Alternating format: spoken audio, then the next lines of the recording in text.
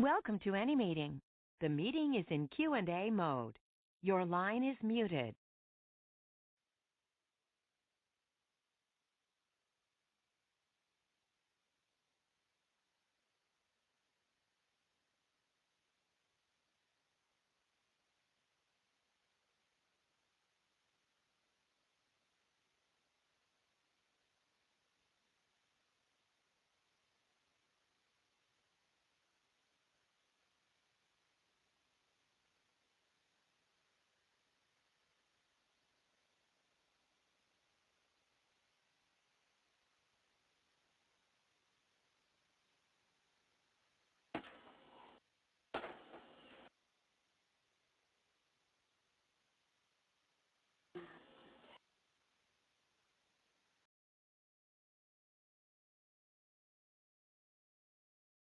Welcome to any meeting. The meeting is in Q&A mode. Your line is muted. And today's class is going to be on reports and a little bit of labels, and I'm going to show you how to filter your reports and save them and do a whole bunch of things. I got the list, but I got it late, Connie. I think I know what most of your reports are going to be, but I have a couple of questions for you by the time we're done. I believe that as we go through this, you're going to see which reports are going to do what you want them to do. I also recommend that as soon as you have a connection to Counterpoint, that you should go in and try some different reports, because there are so many reports in this system that we can't possibly go through all of them. There's just way too many. There also, each and every report can be run in different ways to give you different answers. So that makes it even more reports that are available. So it's more than what meets the eye here.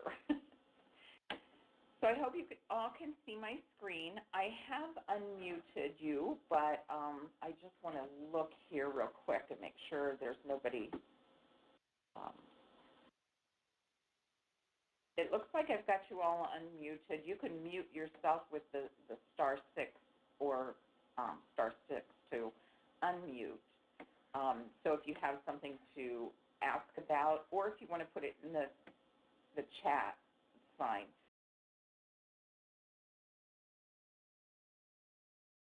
Welcome to any meeting. The meeting is in Q&A mode. Your line is muted. Back my hands for you. No, I'm not doing that. I have to work with her. Anyway, okay, so here we go. We're going to talk a little bit about some point of sale reports first. So I'm going to go to point of sale, and I'm going to go to reports. Now, when we talked about point of sale the other day, we talked about under tickets, there's the edit list and so forth.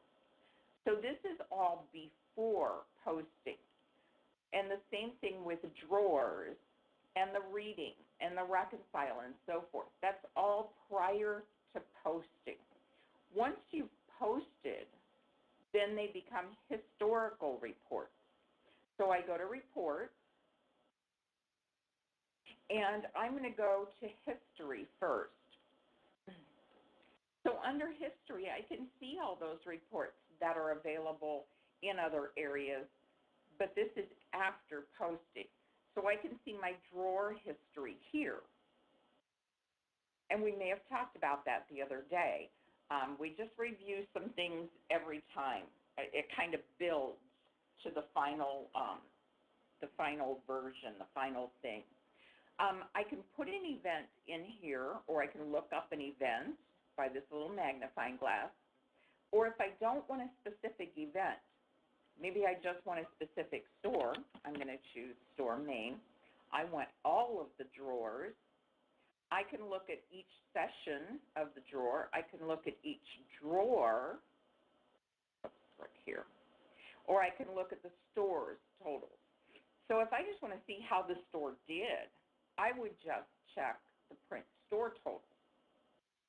I'm going to check both of them. And I can come over here to this event tab, And I can say the date range that I want, because I might want more than one day. Maybe I want to see what has occurred so far this week.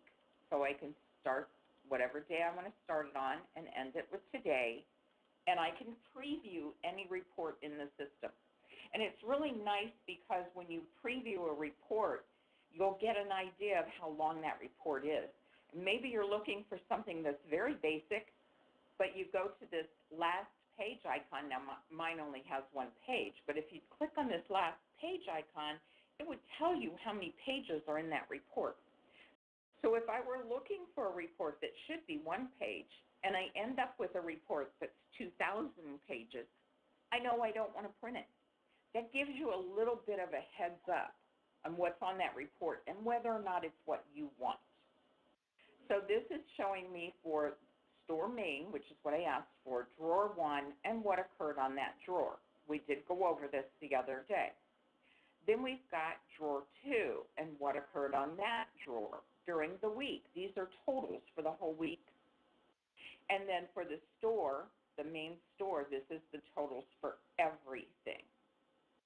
So it basically combined everything up here from the individual drawers.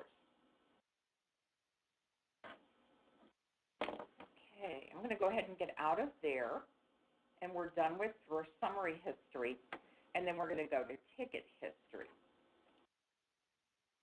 So I can see historically what tickets were rung up. Maybe I'm looking for something in particular. Maybe I don't want to look at items. I can if I want to.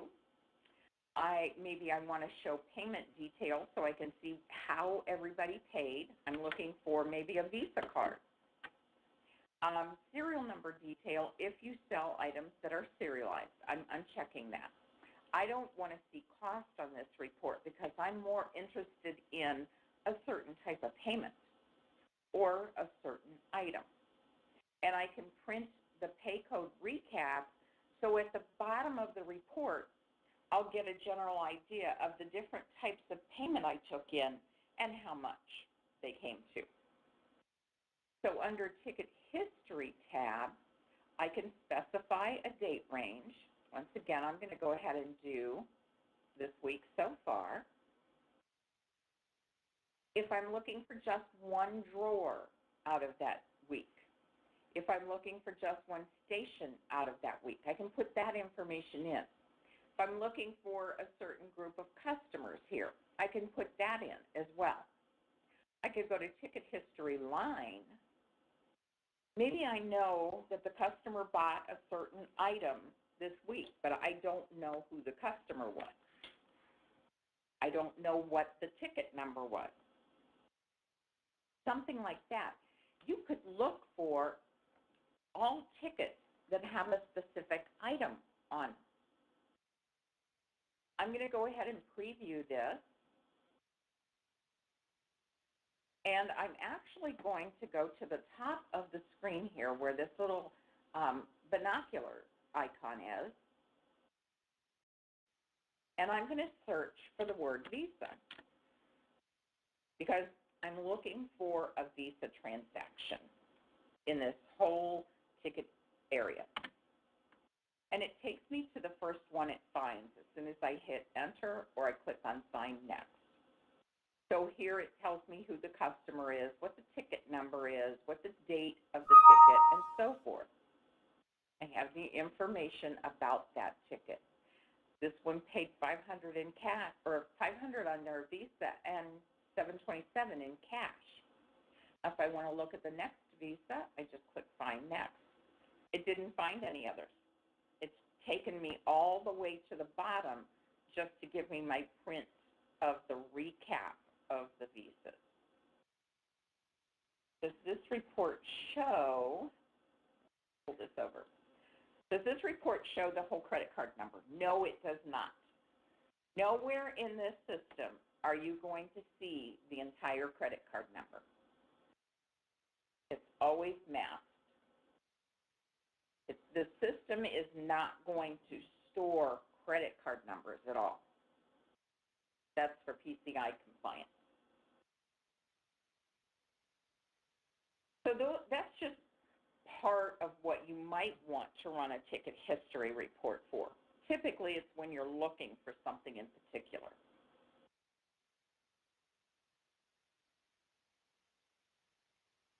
Now, you could, if I go back one screen, I'm still in point of sale report, and we could look at journals.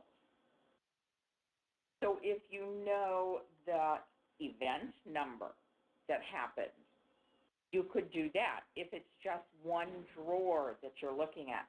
Let's look at our ticket journal. And notice the event number is in blue, so I have to choose an event number. And when you post tickets, it creates an event for each drawer that got posted. So I'm just going to choose one of these. It may or may not have something on it. I'm asking it to print the line items, show payment detail. I don't care about serial numbers, and I don't care about costs on this one. You may want to show those. I can preview this, and it's just giving me the one drawer, the one station, and it only had one ticket on it for that date.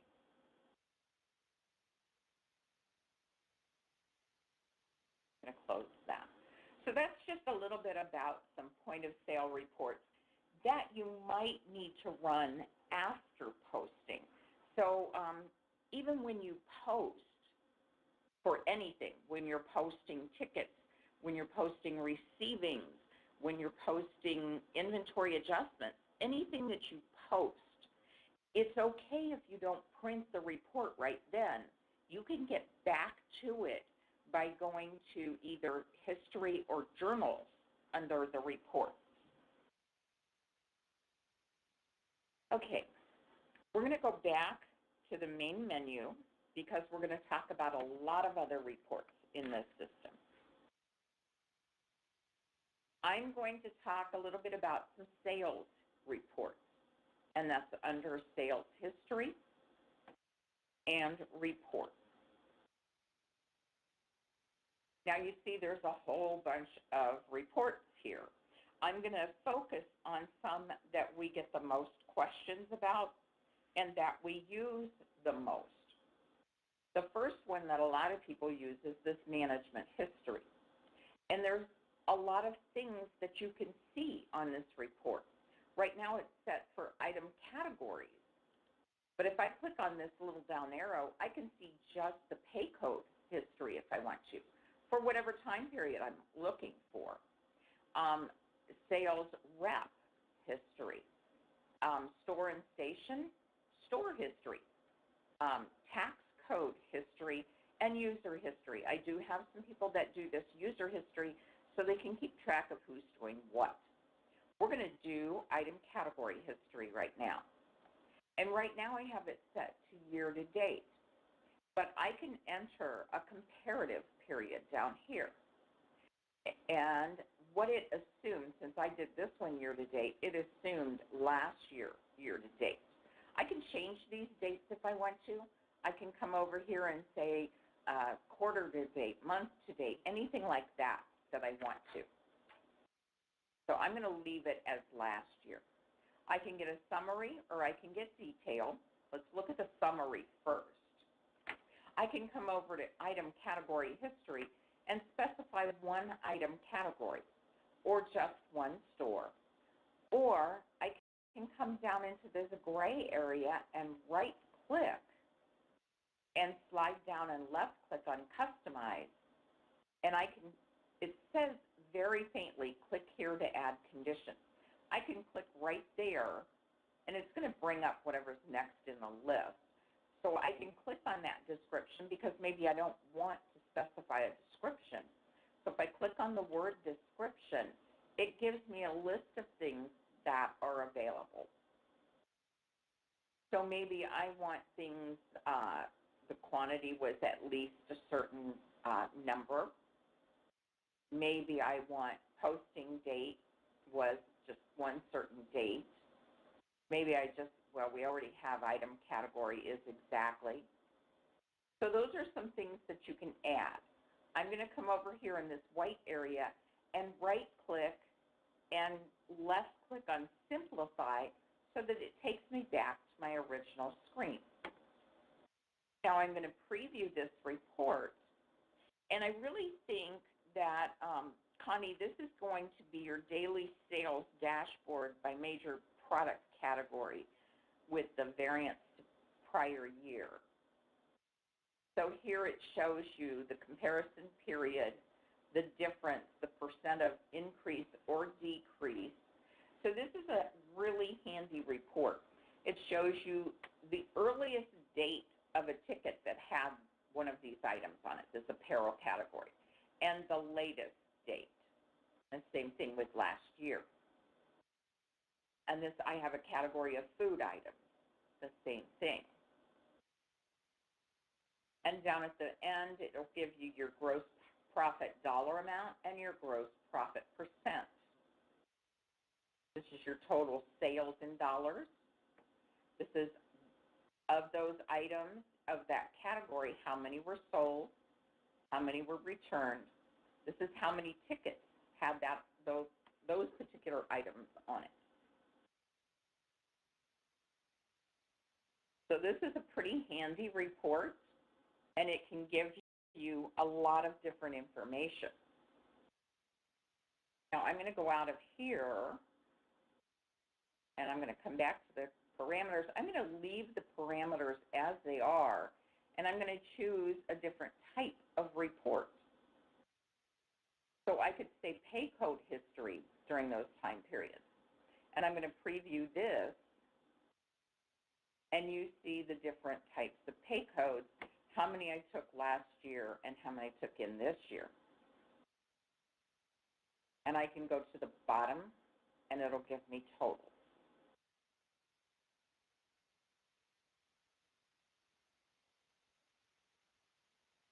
Honey, does that look kind of like what you're looking for on some of these?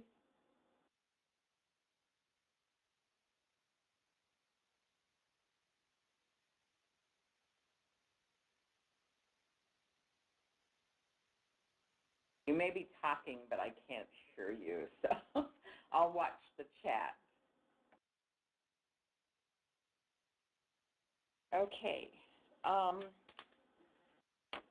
Another report that everyone typically kind of more looking for a chart. Okay.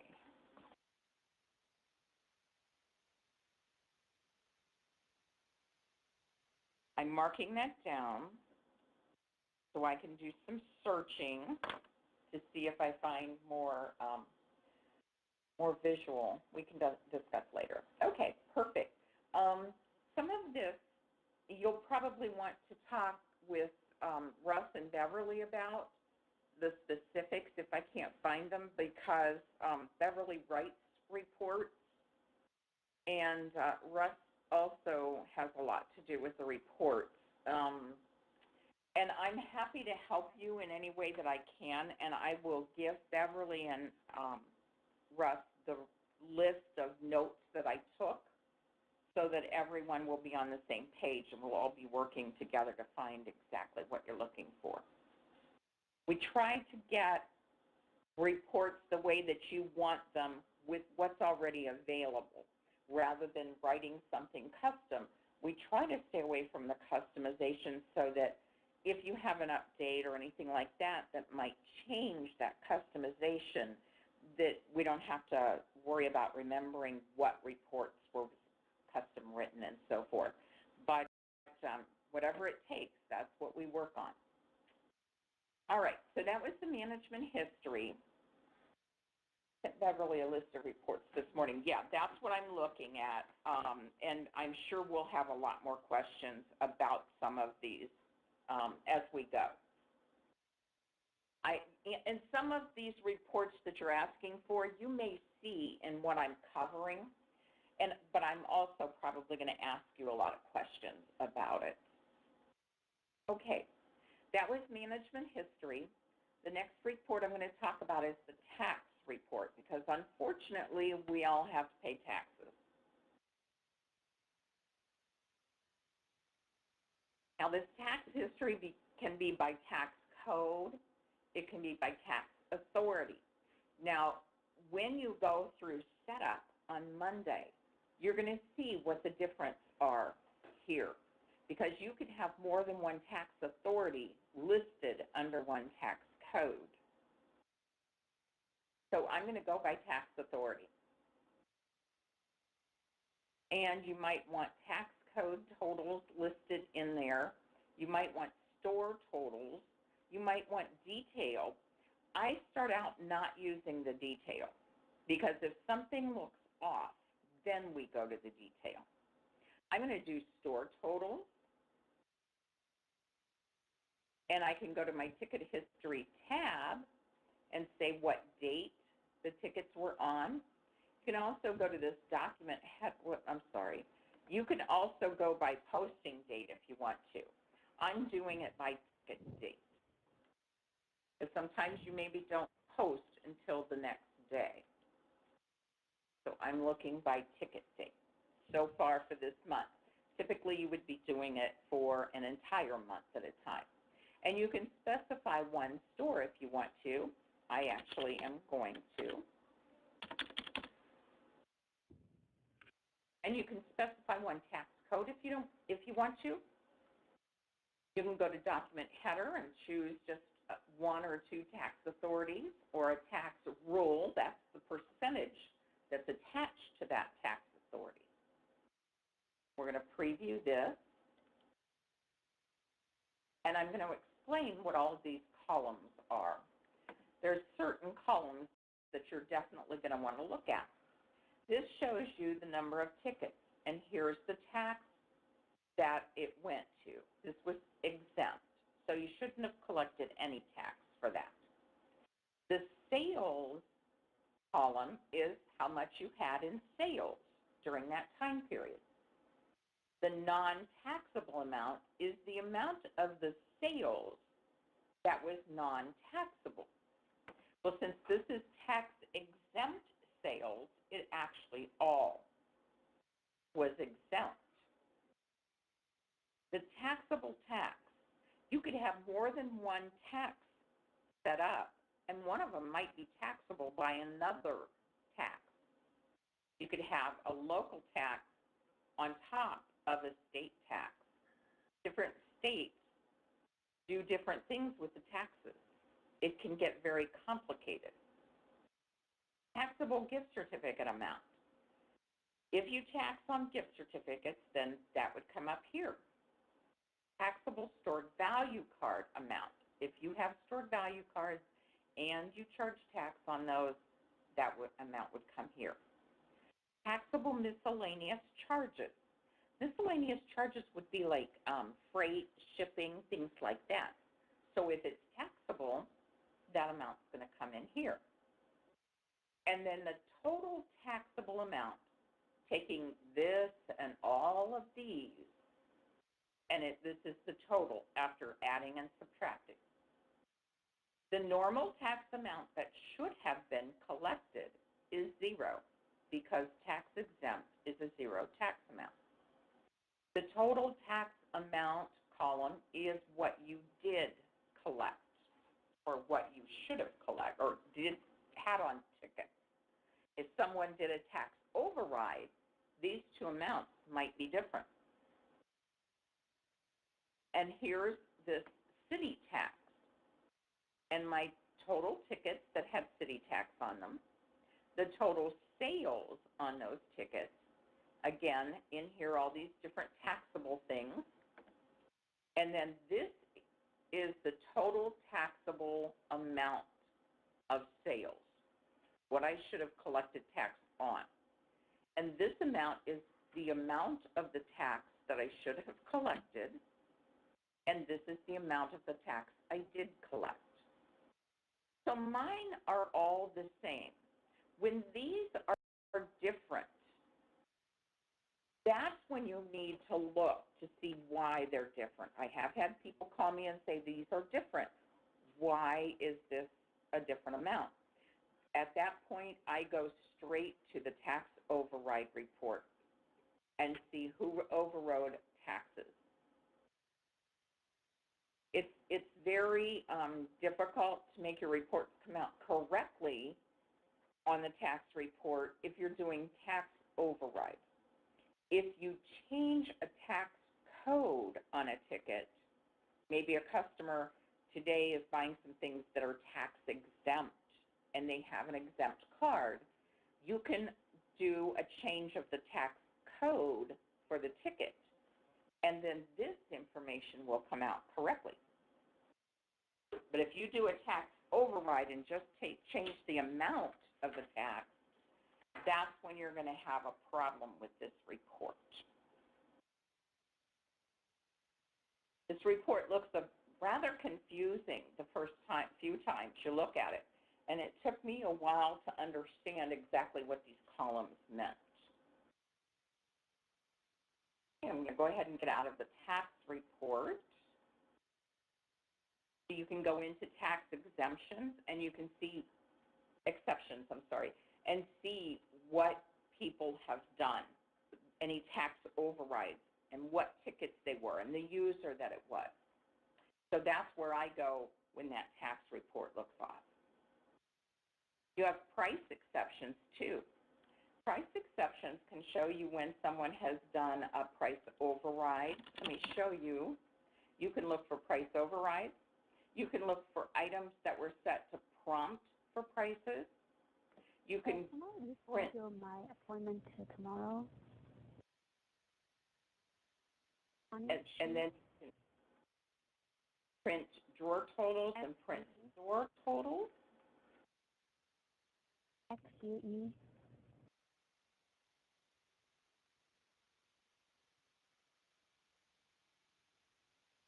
And let's see, prompted for prices, drawer totals or store totals. I'm going to get store totals. And over here under ticket history, you can say what date range you're looking for. I want to look for ones that were done this week.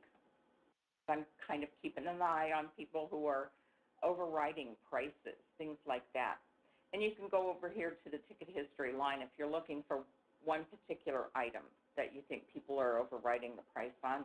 You could look at an item category if you wanted to, or you can look at everything.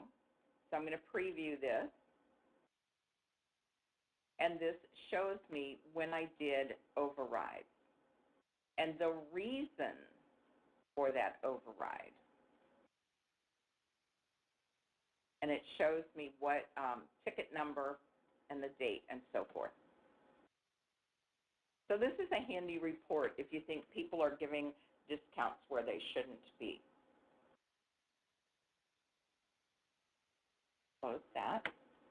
You can get a history of all your voids. So you can keep an eye on people voiding tickets that maybe they shouldn't be voiding tickets. Your profit report. I'm just going to run this by a category as a summary. And it's yesterday's and it's Maine. Let's do the whole week.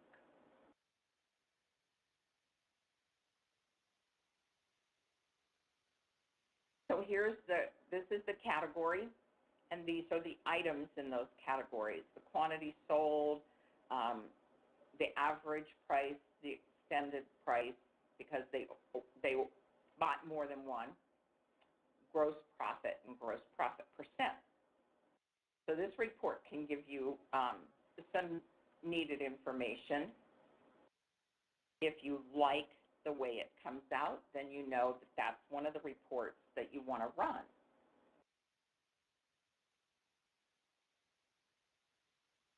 Now, I'm going to go back to this management history for one little minute, and I'm going to say we're looking for that item category history again, and we're going to leave it just as this. I'm only going to do the one period. I'm not going to do a comparative.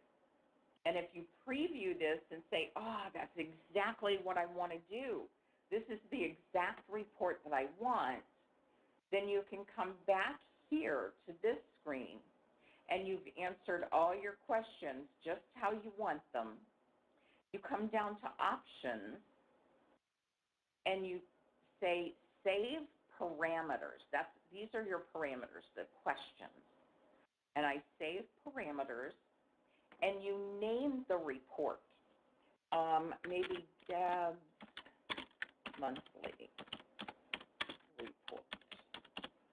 So maybe this is a report that I want to run on a monthly basis. So you call it what you want to. The public means other people can access it too.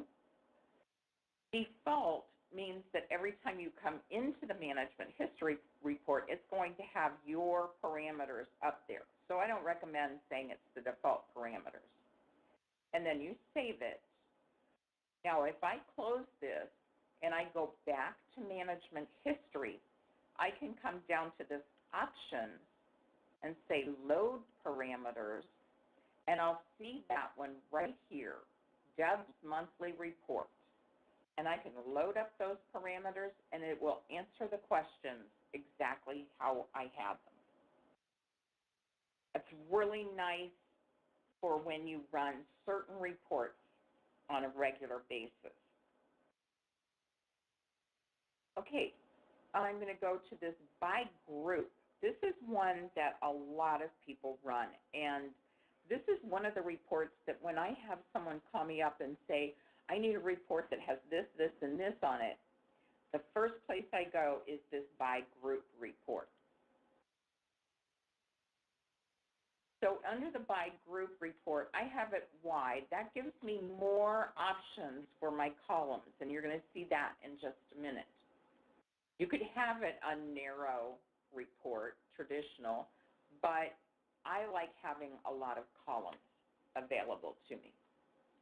Now this group by, and I think this might be what you want for your daily sales dashboard by major category with variance to prior period. Or you may want that other report that we talked about, just kind of tweaked a little bit. But I'm going to show you so many different ways that you can run this report. That's why this is a go-to report for us. I'm going to slide down here because I'm looking at categories of items that were sold. So I want to come down to my ticket history line, the line items. And I'm going to choose item category. And I don't want my top 10 sellers. I want everything. So I can click on this down arrow. Now, see, you could get your bottom sellers, your top sellers, or all. I want everything. I'm going to print in order by item category. Maybe I want year to date, and maybe I want another report or another column, another comparison. So we let it go to last year. But you even have a third one here. And you can change these dates around to suit your needs. I've got this set up for just this store. Now watch what happens when I go to the second tab. It says select columns. So what's on the right-hand side is what I can see on the report.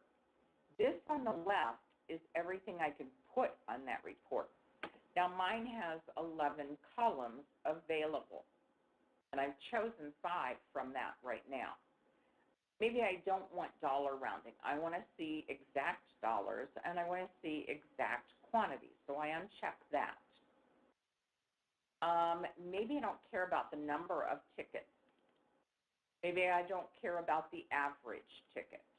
Maybe I want to see my sales, my profit dollars, my profit percent. But over here, maybe I want to see the quantities that were sold. But I probably want to move that up right below sales. So with it highlighted, I can choose to move it up right underneath the sales. Now, I probably also want to see quantity returned. So I double click, it moves it over here, and I can move it up right after my quantity sold. So all of these things that are over on the left-hand side, I can put over on the right-hand side to see on my report. Now, if I go to ticket history, it wants to know my date range. Well, I already put dates here, so I don't care about the ticket date. If I'm looking for a specific customer or a certain sales rep, I want everybody. I could look for a certain item category or certain item number. I could come over here and say a category range as well. That's kind of a duplicate to this ticket history line. I'm going to preview this report, and you get to see the columns that I asked for. So I have my sales dollar amounts. I have my quantities that were sold, my quantities that were returned, my profit dollar amount, and my profit percentages. And here, my A period, my B period, my C period, and it tells you up here at the top what those periods are. Then you've got your totals down here. Now, coming out of there, to show you another way of running this report. Same information. I'm looking for item categories. But here, maybe I want to see, maybe I don't care about my dollar amount. Maybe I just want to see my quantities. And I don't care about my profit. Looking at quantities again.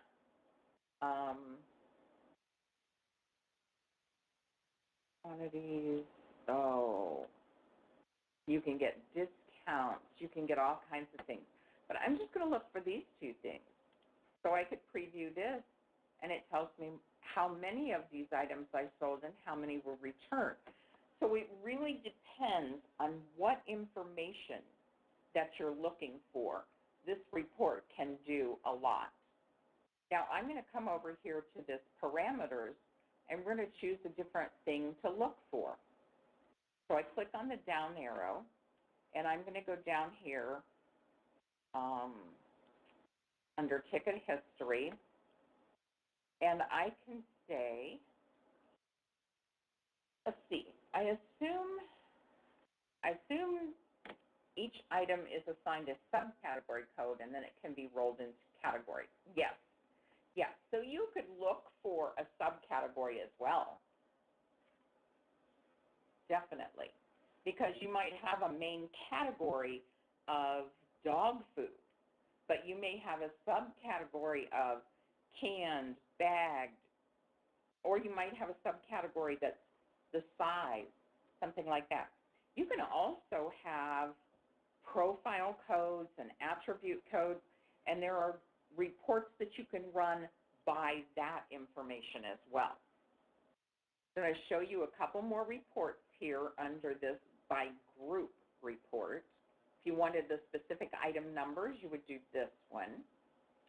I am going to, let's see, I want ticket history.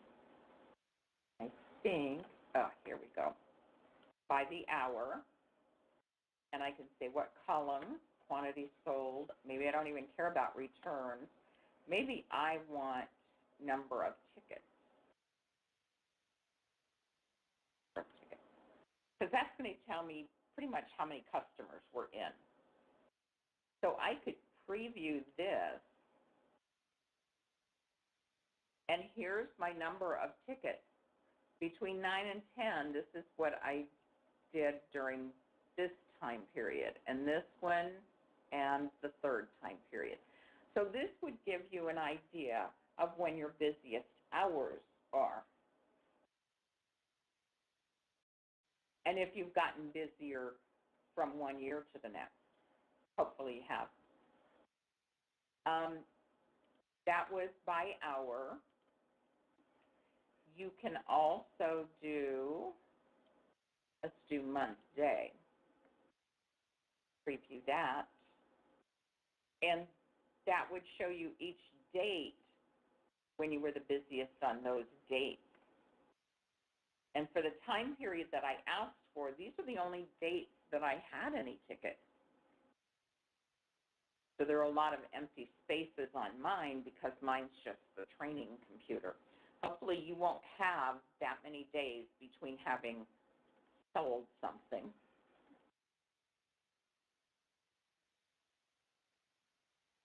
Okay, let's go over here to ticket history because I want to look at the lightning bolt. Preview. This lightning bolt will just refresh the screen. It just doesn't really do much of anything. But while we're here, there is a way to export this report. You can send it to an email. You can send it to a PDF file. Good, he saw that. You could send this to an Excel spreadsheet by clicking on this little envelope at the top. You could print it from here as well. Okay, let me just take a look over here at ticket history. Clear this out. Probably under ticket history line is where we can, oh, here's a subcategory.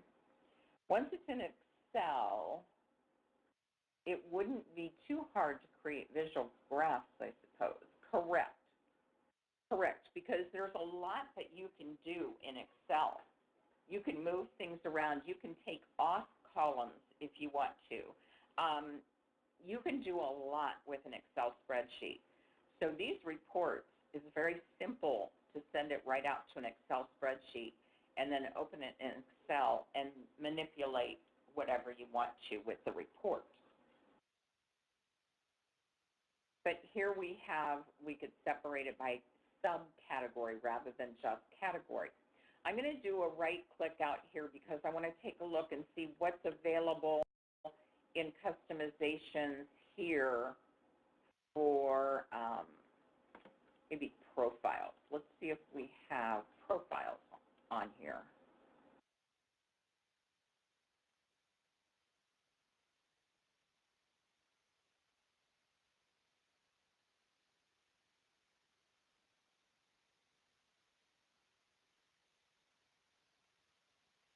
Sometimes these profiles are not named like profile. Sometimes it's item profile. Well, I see it looks for prompts. I'm not seeing profiles, but there are a lot of reports that you can choose for it to look for a profile code or an attribute. Oh, let's go back to parameters because this is such a dynamic report that we might want to look for something different.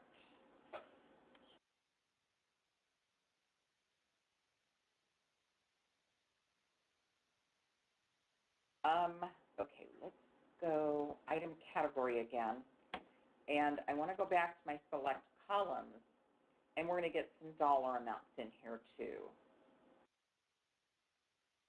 Sales. I'll move that up. And then over here under parameters, we also have include groups with no history. Well, that would be a silly thing. But you might want to see things that you haven't sold at all. But I also have a pie chart. Now, bear with me. There are a couple of reports in here that because of my graphics card, I can't show the pie chart on the screen. So I'm not sure if it's this one or not. So we'll preview. It does come up with a pie chart. My category golf is outweighing everything else. You notice that this is all kind of run together. That's because of my graphics. But this is nice because you get a pie chart with it if you want it. And there are a lot of reports in here that you can show a pie chart for. Close that. Sometimes you want to see certain things that a customer purchased within the last year or the last 2 years, something like that. So you could specify a customer if you wanted to. You could specify a customer category if you wanted to, which is what I'm going to do. I want to see everyone who is an employee, what they purchased. And you can go to the ticket history line and you can specify an item if you want to, a category of items, whatever you want. You can come over here to the item and say it's a discontinued or inactive item. You could choose just those things as well. Maybe just your gridded items. And under ticket history, we can have a date range. So I want to see everyone that's an employee that has purchased something since March 1st. And I preview this, and it tells me here's the customer and what they purchased. And over here I've got quantity sold in stocking units, because you might have something other than stocking units. It might be by the case of 12 or something like that. So it might be a little more than just stocking units. The sales, the profit, and the profit percent. And here's another customer and another customer and another customer. Their customer numbers here are different. That's why their names are the same, but their customer number is different. Okay. And again, you have this export if you want. Close that. By the same respect, that was customer/item. You also have item/customer. So you have a specific item that you want to see all the customers that might have purchased that item. And you have a lot more reports. You have reports that show you by the sales rep productivity, price reductions, so you could see when things were reduced. I'll just leave it like this, and we'll preview it. That's how many, whether they were in kits, whether it was a temporary markdown, maybe it was an alternate unit that we sold it in, they did a price override or a discount, and so forth, and the net changes.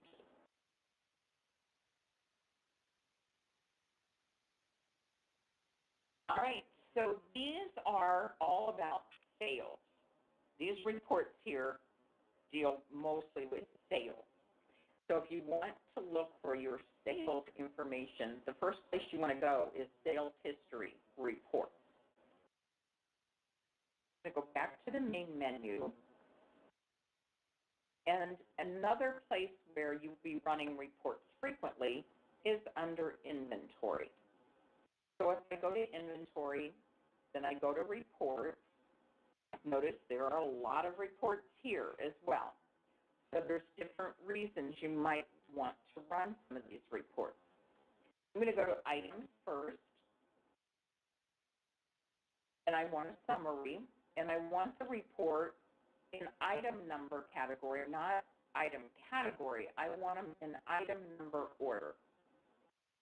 I can specify a certain vendor if I want to, or a certain item category, or a certain subcategory if I wanted to.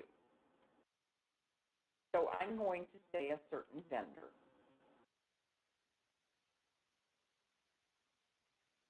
And I can preview this report, and it's just giving me a list of items that are within that vendor, as that vendor being the primary vendor. So that's just a list of items, and you can limit what you're seeing here.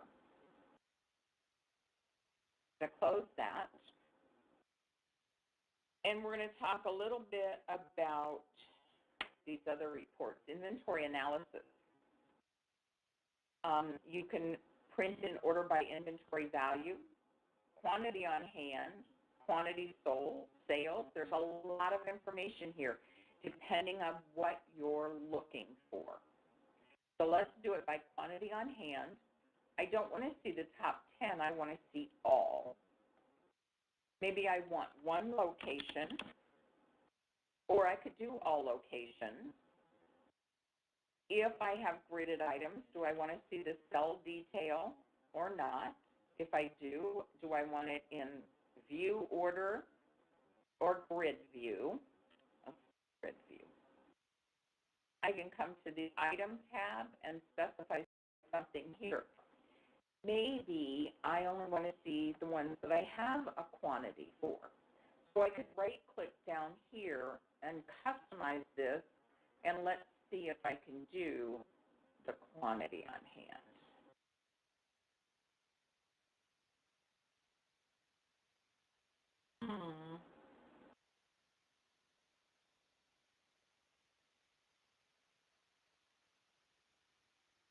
I don't see a quantity on hand here. Let's go back to the parameters tab and see if there's there. Oh. So it's going to print in order by quantity on hand. Must be there must be another report because I was thinking it was this one, but it's not. So here's my gridded item, and it shows me for each cell of that grid. These are the sizes, and these are the colors. The quantity on hand. The quantity committed would be anything that's on an order or an open ticket.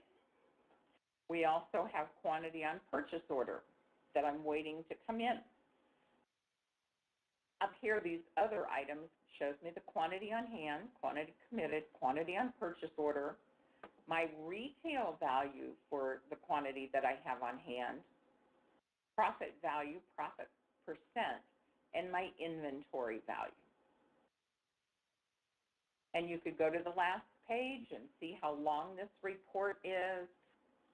And so it's 10 pages, and kind of get your totals down here if you wanted to. That's the inventory analysis report.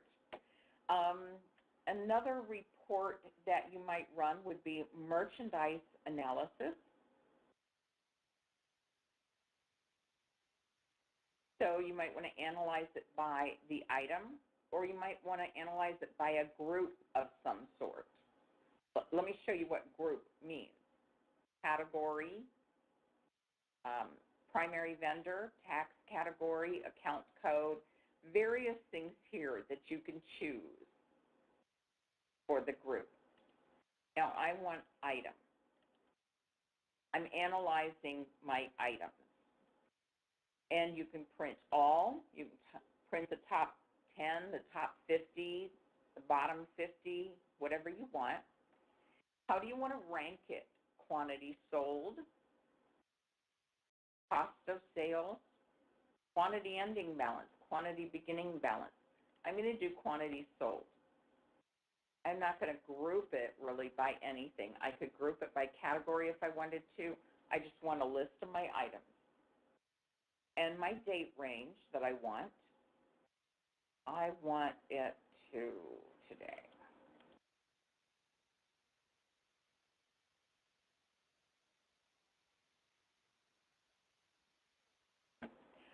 Over here, we can say a specific location or all locations. I'm going to say specific location of Maine. I'm going to check the pie chart. This might be the one that I can't see the pie chart on. I don't want dollar rounding or quantity rounding. You can if you want to. Now, if I go to the select columns, once again, I can choose what information I want on this report.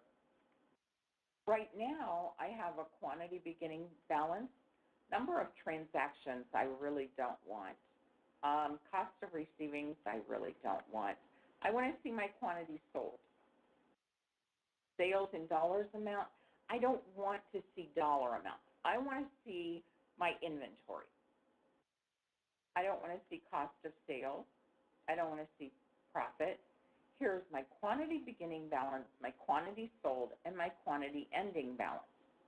There are other things that could happen in between here that would change this ending balance. So I might want to go over here on the left, and at the bottom, maybe I want to say quantity on hand. Maybe I want to see quantity returned, and I probably want to move that up right under quantity sold. But notice there might be more that I want. Maybe I want quantity received. I don't see that anywhere. So I can check this box that says show all quantities, or show all columns, I'm sorry. And that gives me more over here to choose from. And we've got last purchase order date, last received date. I want to look for quantity received because that would change my quantity ending balance. And I'm going to just go ahead and preview this. My pie chart did come up. These are my quantities. I'm going to scroll this down a little bit. And you see, here's my item numbers. Here's my description. What I started with, what I sold, how many I returned, how many I received, my ending quantity, my ending quantity and my quantity on hand. This item is not an inventory item. So all it shows me is the quantity that I sold, and it would show me the quantity returned, but since it's green fees, we don't do returns on those. And then this is an inventory item. So here's my beginning quantity, how many I sold. I don't know how you sell a .17 of golf balls, but we did somehow. And the quantity returned, quantity received in that time period, and this is my ending quantity that I have on hand. Because I sold more than what I had, plus I only received 3 of them. This, again, is a non-inventory item. This gives you some information about the quantities, how our inventory is doing. There are some other things that you can do with this report, though. Maybe I don't want. How can the store sell more than what they have? There is an option in your setup that allows you to sell in the negative. Because, let me give you an example of when that might happen. Maybe your inventory is not correct. Someone hasn't been doing adjustments, or you haven't done a physical count for a little while. So you might have one item on the shelf, but the computer thinks you have 0. And if a customer comes up to the checkout with that item, you're not going to want to say, I can't sell you that because our computer says we don't have any. You're going to want to sell whatever the customer comes up to the counter with. So there are times when you do want to say, to allow them to sell into a negative. You can also have it prompt the clerk that the inventory is wrong on that item. It's off. So that alerts you to look, we need to count this item and see what's going on and do an inventory adjustment on it. So it brings it to your attention. And unfortunately, quantities can be off more often than you want them to be. Okay, so we're not going to do the quantity beginning balance. We're not going to do a quantity ending balance. All I'm doing is double-clicking on these, and it moves it over here. I want quantity sold, and I want sales. I want to move that up. Sales, quantity sold, returns, and so quantity returned. That looks pretty good. So I'm going to preview this. And this gives me different information on the report then.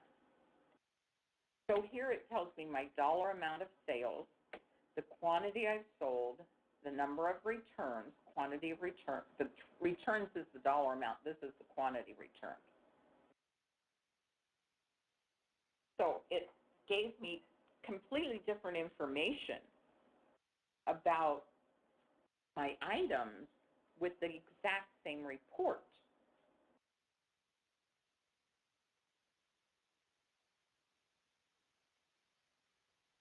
Okay?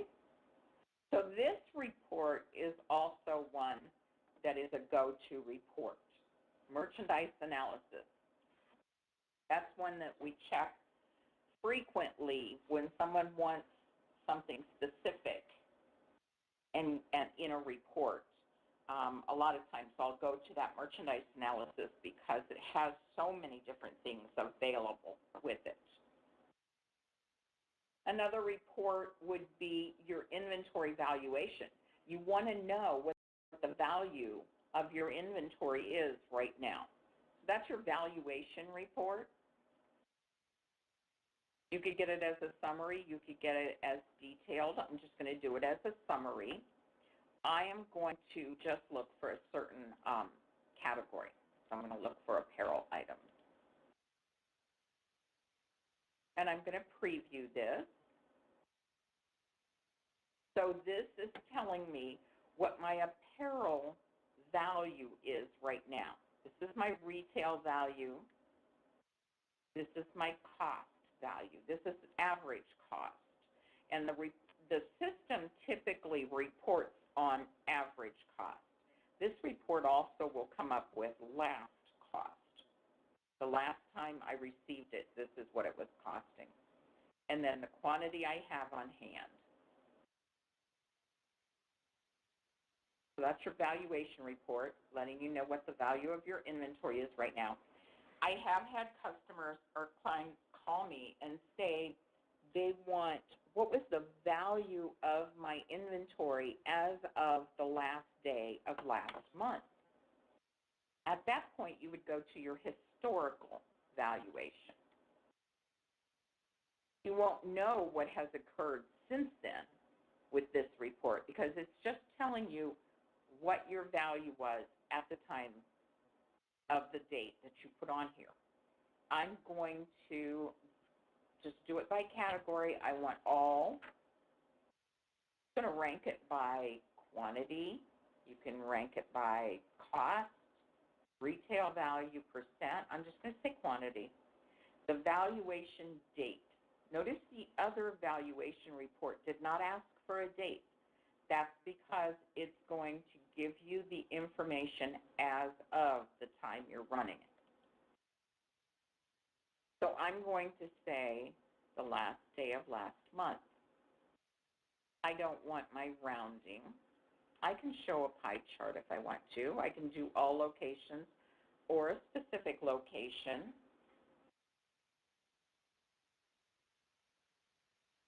Okay.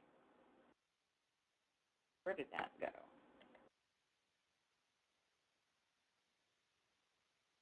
Hold on, I had a note, I had a message. Okay, since we are in the retail business, I assume that the inventory is valued at average cost. Yes. Your inventory is valued at average cost.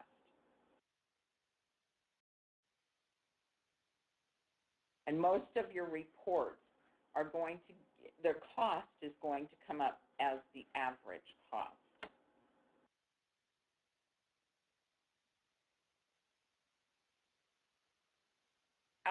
Stores be in more than one location group. I'm not sure about that. Let me find out, Daniel. I'll find out, and one of us will let you know. Stores.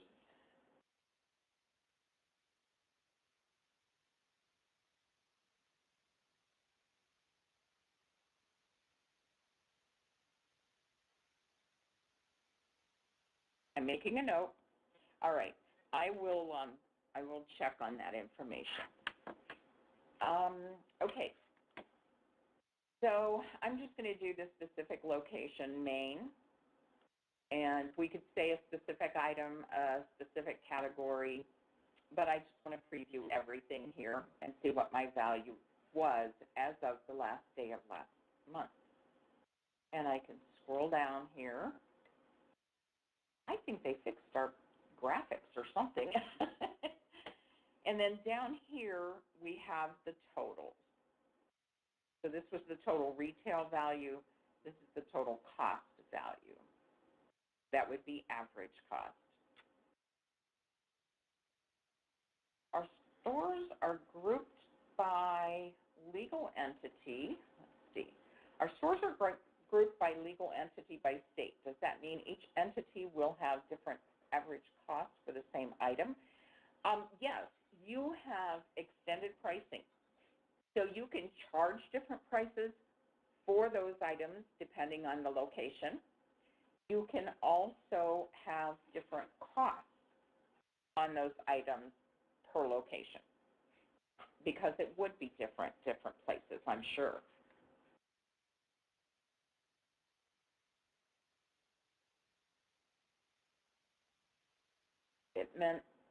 You meant the cost, not sales price. Yes, that too.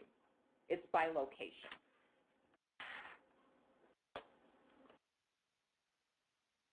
Okay, so here is, you know, a historical valuation report. And then there was a question on this list about, I think it was sell-through. There is a sell-through report here. I'm not sure if it has what you want on it. I'm going to let it be custom dates. This is going, actually I'm going to do year-to-date. To-date. And then order by sell-through percent, sales, item number. You could have that whatever you wanted. I'm going to do it by sales. Sell detail is, I'm not going to have sell detail just because I want a general basic report. And under inventory history, you could say what the transaction dates are if you wanted to. Since I put dates in here, I'm not going to do that. Can you do the sell-through as well? For cost, I'm not sure I'm understanding that question. At cost. Well, let's just look here.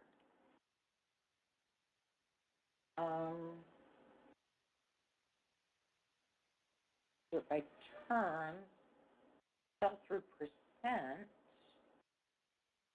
what this does, and we will preview it so we can see exactly what's on it. It will influence the buying decisions. That makes sense. It really does. I mean, because you have to look at all of this to determine how much you want to buy. You don't want to buy something that isn't selling and buy a whole bunch more of it. You need to know how it's selling. So on this report, it has my beginning quantity, my sales, my return, anything other, which would be, you know, receiving the inventory adjustments, that sort of thing. Ending quantity, gross margin, my turns, and my sell-through percent.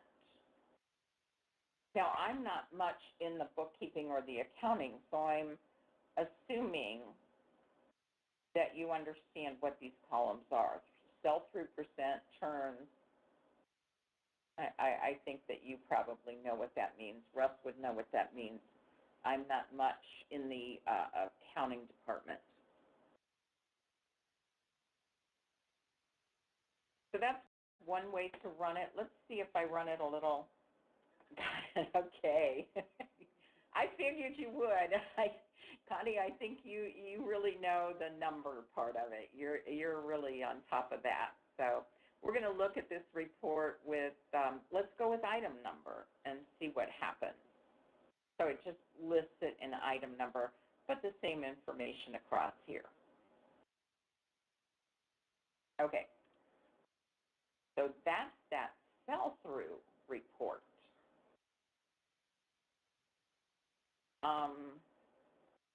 You could see what items you have on different sales kits. We talked about that during inventory report. Customer price list. So you could look up a certain customer's pricing if they have certain pricing. Let's see, there is other things. Item price one list, and then we just have prices over here. So let's take a look at these prices. I'm going to look for a certain category so that we don't have a lot of information on here that we really don't want to look at. Okay, and we can preview that. And if we have different pricing in the price 1, price 2, price 3, it will list all of that information for these particular items. Now, your pricing would probably go by location. So here, you could specify the location, or I'm going to say all locations, and I'm going to say item and location. And let's preview that. Well, that didn't work. I want all locations, item, apparel. We better do this. I'm going to preview this. There it is. So it's giving me my items, and it shows me my locations here. This one only is at the main location. I don't stock it at the east location. So my east location is very expensive on this test item. It's $100 at my east location. It's only $28 location. This is the selling price, though. This is not your cost information. Your cost information would probably be more in your purchasing area, but you can also get costs on here because some of those reports we just ran did show the average cost, and some of them showed the last cost. Now that last cost, if you're asking for a specific location on your report, it's going to give you the last cost for that location. I'm going to come out of inventory for just a minute. Well, actually, I want to go to inventory items because I want to show you where some of this information is coming from. So I want an item that is an inventory item. And if I come down here to inventory, it wants to know what location I'm looking at. So if I say I want to look at my main location, you see I have my average, my standard, and my last cost for this location. Now, if I look at the other one of the other locations, here's my storage. I don't have any information in my cost area for storage because maybe this item I don't have in my storage location. And there's east. So this is the information about my east location, the average cost, the standard cost, and the last cost. I have never, it looks like I've never received at this location because there's no last cost in there. I must have done an inventory adjustment, and the cost that I put in for the inventory adjustment was $5. That's why I have a quantity at this location, but no last cost. So that's where this information is being looked at by these reports. When you specify a location, it's looking at that location inventory. All right, there are a few places that you can print labels. Of course, one of them is under the item itself. So here's a little label right here. If I click on that, it takes me into the item labels. It knows I want this item and what label job I'm doing. I can change that if I need to. Where I'm printing it at, if I want to use the quantity from the database, then the quantity that I have available is what's going to print out. Right now I have 57 of these. So I uncheck that, and I can say I want 1 label or 2 labels or 3. And that's how many it will print. So that's just one way of printing labels. Another way would be under inventory labels, and you can specify an item, or you can put an asterisk in the item number. You can say the location, because when you print labels, if you're putting the price on that label, it could be very important which location you're printing those labels for, because your pricing might be different as well. And then you tell it what printer, and then down here it says use quantity from database, but I have 0 because I've got this asterisk here. I want a group of labels. Maybe I'm putting them on my shelf. So I want 1 for each of these items that I'm asking for. But I don't want all of my items. Maybe I want a specific vendor, a specific item category or subcategory, specific location, or a group of items from this item number to that item number. So you could filter what you're printing a label for. You say asterisk up here, that's a global, and then down here you give it more specifics of what you're looking for. So that's another way to print labels. We did talk about tags the other day. They're associated with an event number, so you have to find the event that you want labels from. Maybe it was from a receiver, and this is the label job. This is the printer. I want to use the quantity from the database because I want it to print just the number of labels for the number of items I received. You could filter that down too and just say 1 receiver number out of this whole event when I posted receivers.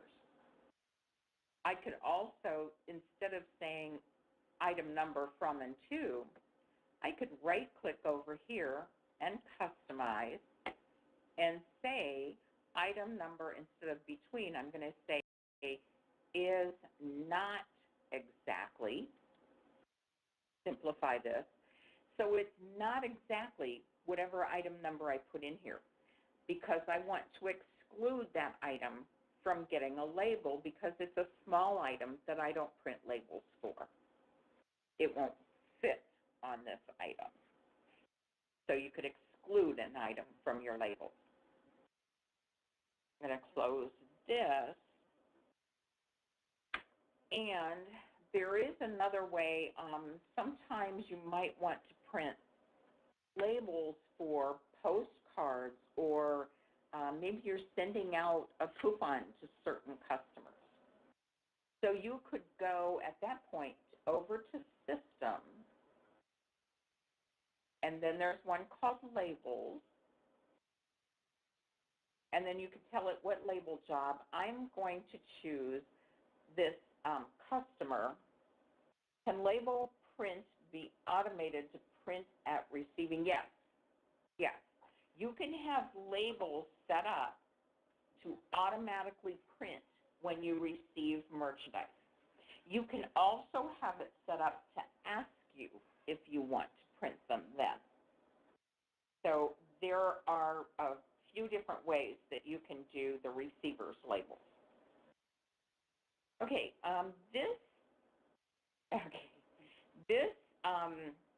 this customer label is going to look at sales. That's why it says address, see sale. That's a customer sale.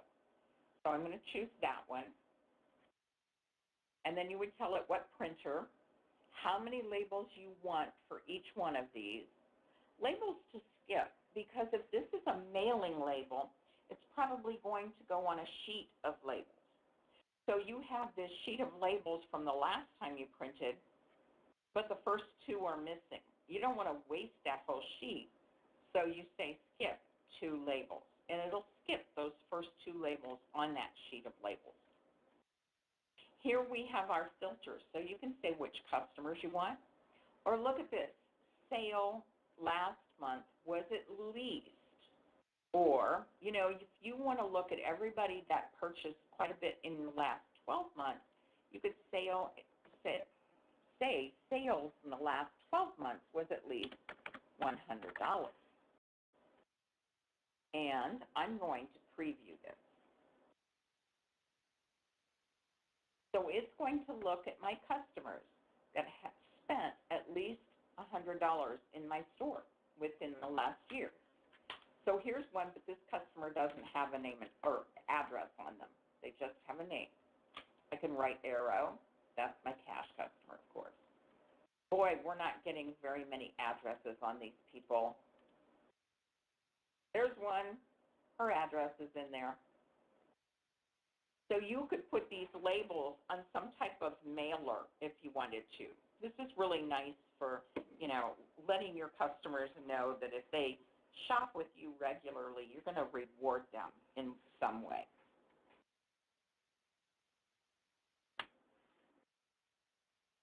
Okay. That is pretty much all there is on reports and labels. Now, if you have some questions, let's get to those. And also, I want to let Connie know that we're going to be working diligently on these report lists that you sent. So you will be hearing back probably from Beverly or Russ. I think you guys have some sort of a meeting with them this afternoon, so there's a possibility they'll have some of these answers for you then, too. Any questions?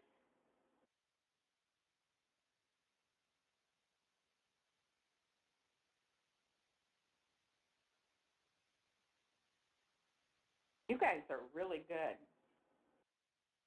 When you do ask questions, you ask great questions. I feel like you really are understanding what I'm saying to you. Sometimes I wonder when people don't ask questions if they're really understanding what I'm telling them.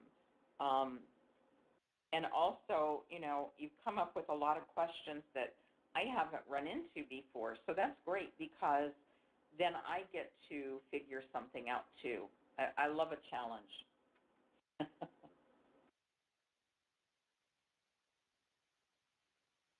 Okay, I don't see any more questions, so I'm going to let y'all go. I'm going to not put you to sleep any longer today. And I look forward to working with you guys again. I know that you're going to have the pleasure of meeting Beverly and Russ and some others that are here. I'm not going to have that pleasure, so if Russ or Beverly want to take pictures of you, please let them, because I want to see you guys too. But trust me, you don't want to see me. They'd have to use a wide-angle lens to take a picture of me, and I might break the camera. So thanks, guys. I'll end this now. Have a great day. Thank you.